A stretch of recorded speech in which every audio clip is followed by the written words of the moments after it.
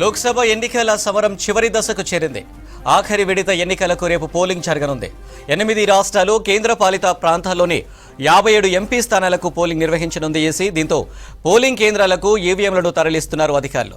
Polling సమయంలో ఎలాంటి ఇబ్బంది లేకుండా సీసీ కెమెరాలతో పటిష్ట భద్రత ఏర్పాటు చేస్తున్నారు.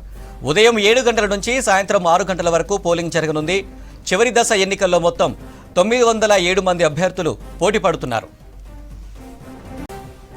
చివరి విడతలో పంజాబ్లోని మొత్తం 13 ఎంపీ సీట్లు, హిమాచల్ ప్రదేశ్లోని 4 ఎంపీ స్థానాలకు ఒకేసారి పోలింగ్ నిర్వహిస్తుంది ఈసీ. అలాగే బీహార్లోని 8 స్థానాలకు, జార్ఖండ్లోని 3, ఒడిశాలోని 6, యూపీలోని 13 సీట్లకు ఎన్నికలు జరగనున్నాయి.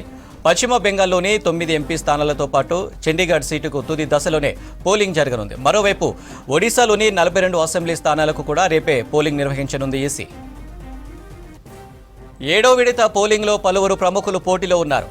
వారణాసి లోక్సభ స్థానం నుంచి ప్రధాని నరేంద్ర మోదీ పోటీ చేస్తున్నారు. హిమాచల్ ప్రదేశ్లోని మండి బీజేపీ అభ్యర్థిగా కంగనా రనౌత్, హమీపూర్ నుంచి కేంద్ర మంత్రి అనురాగ్ ఠాకూర్ బరిలో ఉన్నారు. అలాగే గోరఖ్పూర్ నుంచి నటుడు రవికిషన్, డైమండ్ హార్బర్ నుంచి మమతా బెనర్జీ మేనల్లుడు అభిషేక్ బెనర్జీ పోటీలో ఉన్నారు.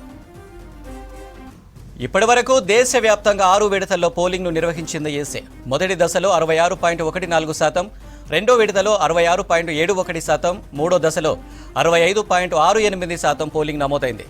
నాలుగో విడతలో 69.16%, ఐదో దశలో 62.2%, ఆరో విడతలో 61.98% ఓటింగ్ నమోదైనట్లు తెలిపింది ఈసీ.